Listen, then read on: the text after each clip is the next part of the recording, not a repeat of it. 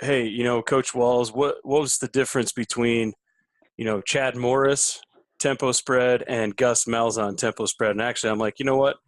I can maybe take my best guess at it, but I know a few people who would know the difference between those. So I guess that was kind of the early intro that got me thinking about Coach Heinz. I'm like, well, he knows both those guys, so let's get Heinz on. Yeah, like when he was at Stephenville, he went to because he had a rough year, I guess, in Stephenville. So the story I've been told goes, and he went and studied at Springdale under Gus, and that's when Chad started turning his offensive career around. And so, and then Chad kind of did it his own way. But when Chad got to Tulsa, he used basically mostly the same terminology that we did. He changed a few things and actually simplified a few things. For instance, like Malzahn, twins could be one formation, 1 week, but twins could be another formation the next week. It just depended. Like it was all game planned. And Chad really simplified, what each formation looked like, what each play looked like each week and stuff like that. Whereas, Gus was purely a game plan guy and everything changed week to week. But the other difference with Chad is Chad wasn't going to run power to the right and counter the left only like Coach Malzahn does. Mm-hmm. But the terminology, the signaling, all of that was, gosh, guys, we're going on 10 years now, but 10 years ago it was very, very, very similar. So it was, pretty identical really into what they were doing. I would say, for what I got out of Morris's pass game was, a little bit different than what Malzahn was doing. Malzahn was basically a boundary pass guy, and Chad was going to have a lot more full field reads in there for you, a lot more shallow concepts and stuff like that. Some more air raid concepts that he was doing at the time, rather than Gus was purely a play action guy, boundary concept type of guy. He had some other stuff mixed in, and then Malzahn was going to shoot it down the field as far as he could, and Chad was a little bit more deliberate in how he was going to do that. So, and then I think Chad at the time, he started dabbling in more of the run game with the quarterback than what Gus was doing. Now, granted, we had Paul Smith and David Johnson who couldn't run great. Yeah, that's what I was going to ask you. I mean, obviously, when he was at Tulsa, I mean, he was slinging it all over the place, throwing for $4,000.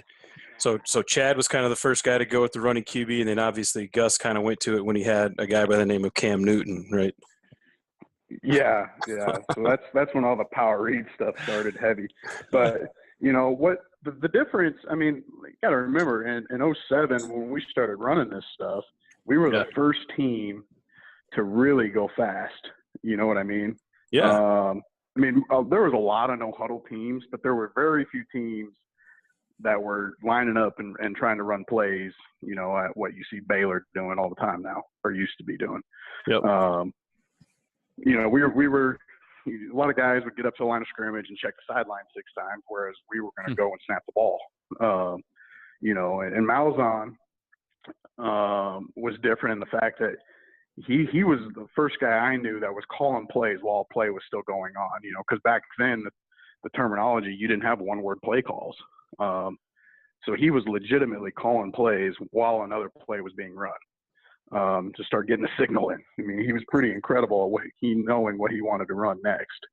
And that's how we went so fast. I mean, he was just really, really good at landmarking plays and knowing exactly what he was going to call and what hash and, going through it that way. He's brilliant that way. So I don't know if he's still doing that or not, but he was really good that way.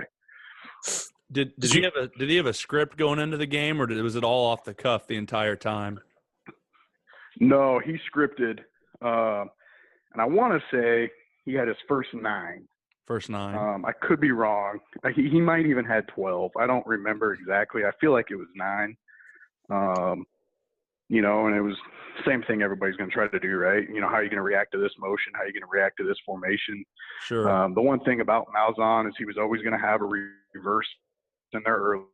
He was always going to have a shot in there early. So some sort of misdirection, some sort of shot down the field to make sure you're, that you were going to shoot it deep. I don't know if he's still doing that or not, but every week we had a reverse in the first 5 plays, and then we were going to run at least 2 specials a half. And he had those scripted in, basically whatever landmark we got to, and whenever we got to that landmark, here's the first trick play we were going to run. Here's the second, and then you go the second half, you need to have 2 more lined out. And he was really good about calling them. So made things fun. We always had a specials period every week. And they were always different. He had the hide the midget play, and we were kind of the first ones to do that. We were running swinging gate out of timeouts. Yeah, just crazy stuff. So it was a lot of fun, though. It was a lot of fun to be a part of. Let's say, what would it be like for like meetings and stuff like that? I mean, to me, he always seemed like a guy that was like ultra confident in, hey man, we're going to score 45 points. And I bet he'd just kind of tell you guys and exude that confidence to you. I mean, what was it like kind of sitting in meetings and listening to him talk and tell you guys the game plan? Well, I always thought it was funny because he'd walk up to our linebackers and pregame, and he'd ask guys like Chris Chamberlain all the time. He'd say, hey, Chris, are we going to hold them under 30? And Chambo would, and yeah, coach, we'll hold them under 30. All right, then we'll win big, and he was just super confident that way. And I think he would have been, if we held teams under 30 in every game, I think we would have won every game in 07 and 08. So, I mean, he just knew that he wasn't going to be stopped in most games. And most games back then we weren't, So, I mean, we were putting up monster numbers back then, and it was pretty fun. I mean, meetings every day. He usually met with us as a skill group every day. It was rare that we had, I wouldn't say rare, but I'd say once a week is when we only had, pure position meetings. For the most part, we were going to meet as a skill group at least twice a week, if not 3 times a week. He wanted the quarterbacks and receivers to be on the same page, and I thought that was awesome, and I had 2 of the best receiver coaches you could have ever played for, in Bill Blankenship and Mike Norvell. Yep. But, I thought it was awesome that we met so much as a skill group because you knew exactly what Malzahn wanted, and the same stuff that was coming out of Norvell or Blank's mouth was what Malzahn was saying, which I always thought was awesome, and the quarterbacks were hearing it, receivers were hearing it. And so I thought that part of it was really cool. Once you got to Tuesday and the game plan was going in, you kind of knew what was happening. There's a lot of ways to do it. The key word for me, the number one thing you have to be is vigilant. You've got to be consistent. And that's something that, every day. I feel like I see a lot. Yeah. Every single, no matter what it is. And that's from, in my opinion, that's a mistake I think I see some coaches make is they view if they implement a rule and it kind of gets washed away and nobody really enforces it, then like, well, no harm, no foul. Well, whatever. The rule didn't work, but no big deal. And that's something I think that from what I've seen from being in my position as a head guy, I really disagree with. Every time you implement a rule and it doesn't get enforced, that's a knock to your credibility.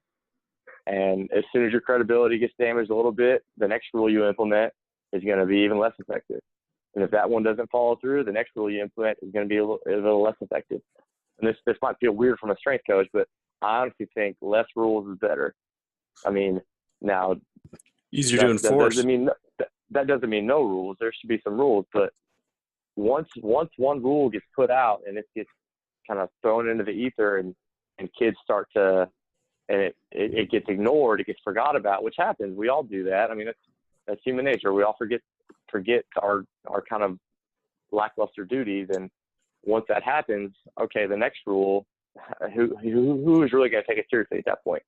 So I feel like less rules, but if you have one big one, and force the hell out of that. Your foot's behind the line during your warm-up. All right, that's one of my big rules. That one I can never falter on. As soon as I see it, once I let it slip once, then the credibility is damaged a little bit. The next guy might notice, and these kids are so much more observant than we give them credit for, man. The 15-year-olds that are failing 4 classes, you think they can't freaking spell, but they notice the first time you falter on one of your rules, something that you tried to implement for the program, man, it's like blood in the water, man. They can smell it. I really believe that. And so that's, from my point of view, everybody has some things that are important to them. Your rules are your own. They're important to you. My view is keep the rules low. Have 3 or 4 or 5, whatever they are, but you've got to enforce them vigilantly, man. I mean, utterly vigilantly. I think 3 rules enforced well is better than 10 rules and only 3 of them get enforced well, 7 don't. There's a tremendous difference between that in terms of the way your kids react to, how well you're holding them up to the standard that you claim that you want them at. That's strength. Sometimes I turn into a broken record with strength, the word strength. Like, if you're stronger, man, you're harder to kill. I tell our kids that, well, we do some prehab stuff. We do some, shoulder health and neck and some lower body stuff with some hips and groin and hamstring. But I tell our kids, the best prehab we have, the best way to keep you healthy is to keep you stronger. Why? Because if you're stronger, you're harder to kill, period. Like, that sounds like really primitive, but man, it's true. We could do, Broken Arrow High School, we could do all the shoulder health and neck and whatever, all the prehab in the world. And then if we go play a game against the New England Patriots, who's going to have more injuries? We are, because we're going to get the absolute hell kicked out of us because they are stronger than us. I mean, literally physically stronger than us. Like that's something you got to think about. Strength. I cannot, undervalue how important strength is. Strength, and this is something that I kind of got. One of the real big things I feel like I got from the first guy I worked for, Coach Kramer at North Dakota State. Strength is a function of every other physical quality you can develop, and it's the only one that's that case. Getting stronger will improve your power output. Mm-hmm. Getting stronger will improve your cardiovascular ability. Mm-hmm. Getting stronger will improve your speed. Getting stronger will improve your ability to stay healthy. And there's not another quality that is that all encompassing. Constantly trying to improve your power production, that won't get you. You could argue it gets you stronger, and it might a little bit, but it won't keep you healthy. It won't improve your cardiovascular. Just getting your body stronger will improve every other function of your body that you have. It is the most bang for your buck. Strength is in my opinion, is the best course of action, man. Yeah, you cannot find a better way to spend your time than working on just your baseline strength.